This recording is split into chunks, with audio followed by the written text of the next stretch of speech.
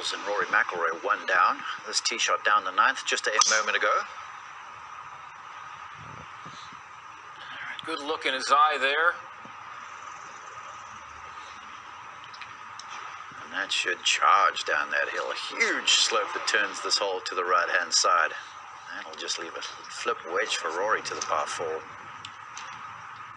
Is the swagger back, you think? Well, he's got the advantage off the tee, and he's taking it right now. He's able to hit those slopes and get even more propulsion off the tee.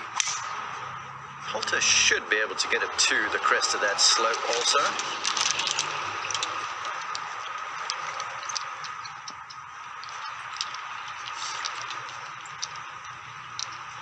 So right at the top of the hill, right? To get some fresh grooves on that wedge. So you get a good view of the undulation around this Austin Country Club. Rory way down the hill. There you are.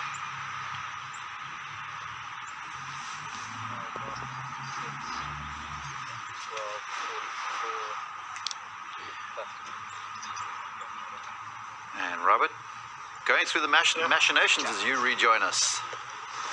Yeah, I had to go through a few of my own, some technical difficulties. Ian, obviously way up top of the hill, can't see the flagstick from where he is, but that's really not a big deal. He wouldn't be aiming at it even if he could.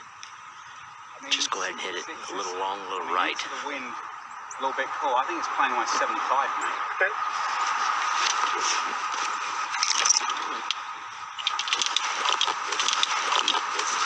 You got the wind? Perfect shape. Yeah. This is nowhere to go flag hunting, especially with a 2-up lead. 66. Yes. Robert, the number they're playing, that is the wind hurting from this angle? Well, I would love to answer your question, Mark. I don't feel any wind. I could just make it up and say, yes, it's hurting, and take their word for it, but there is nothing. The top of the trees aren't moving, and this, wow, aggressive. Wow, is that aggressive? Aggressive indeed. Perfect number, perfect strike dialed up by IanPoulter. He knows his opponent is on a bit of a charge. May as well try and quell it right here. A lot of calculating done on that, and that puts the pressure squarely back on McIlroy right here, even though he's some 50 yards past him, Robert. You know, I'm not sure. You got to figure Poulter's going to make his, but Rory off a downslope, if you bring it in kind of low and scream it takes a hop and it goes over, it's down the slope, and you've already handed the hole away. There's a penalty area along and a penalty area left.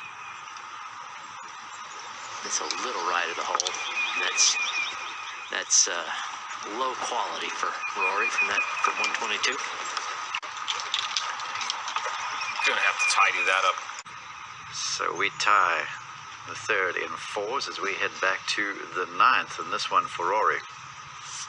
And this is well, I guess a common theme for one of the best golfers I've ever seen to have about a 40-footer after having a sand wedge in his hand. He just does it a whole lot, like Steve was mentioning a minute ago. And again, working with Pete Cowan now, that might be the area we see tidy up. Certainly doesn't need to work much on his driver, even though he's said he fell victim to the watching Bryson win at Wingfoot. And you know, to be only 1 down right now, he's got to feel pretty lucky, because he just completely handed a few holes away early.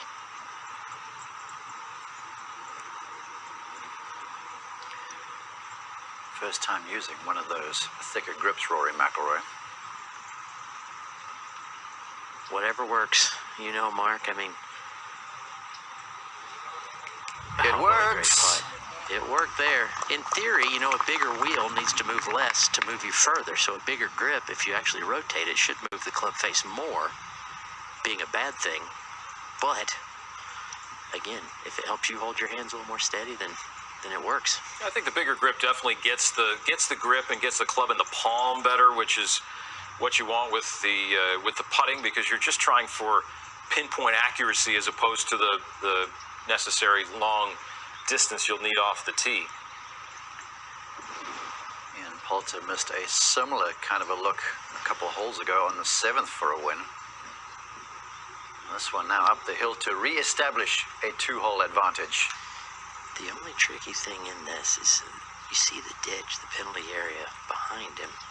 Makes you think this putt's going to break left, but to my eye, there's a little knob on the green that almost might kick this to the right. We'll see if I read it properly.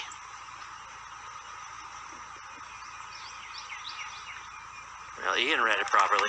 He's not going to miss too many of those. Birdie 3, 2 up through 9. The Englishman, IanPoulter, opening match of this 2021